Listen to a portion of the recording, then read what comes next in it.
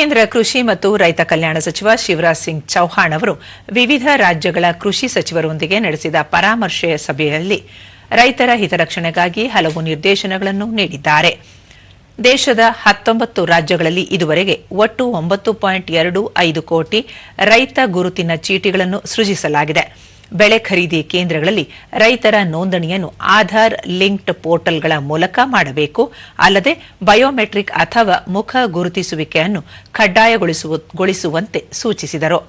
ರಸಗೊಬ್ಬರಗಳ ಸಂಗ್ರಹಣೆ ಮತ್ತು ಕಾಳಸಂತೆ ಮಾರಾಟದ ವಿರುದ್ಧ ಕಟ್ಟುನಿಟ್ಟಿನ ಕ್ರಮ ಕೈಗೊಳ್ಳುವಂತೆ ತಿಳಿಸಿದರು.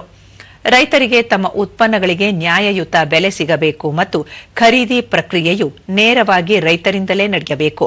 ಕೇವಲ ಉತ್ತಮ ಗುಣಮಟ್ಟದ ಉತ್ಪನ್ನಗಳನ್ನು ಮಾತ್ರ ಖರೀದಿಸಬೇಕು. ಕೃಷಿ ಸುಧಾರಣೆಗಾಗಿ ದೇಶವನ್ನು 5 ಕೃಷಿ ಹವಾಮಾನ ವಲಯಗಳಾಗಿ ವಿಂಗಡಿಸಲಾಗಿದ್ದು, ಪ್ರತಿ ವಲಯಕ್ಕೂ ಪ್ರತ್ಯೇಕ ಚರ್ಚೆಗಳನ್ನು ನಡೆಸಲಾಗುತ್ತದೆ. ಪಶ್ಚಿಮ ವಲಯದ ಮೊದಲ ಪ್ರಾದೇಶಿಕ ಕೃಷಿ ಸಮ್ಮೇಳನವು ಈ ತಿಂಗಳ 7ರಂದು ಜೈಪುರದಲ್ಲಿ ನಡೆಯಲಿದೆ ಎಂದು ಹೇಳಿದರು.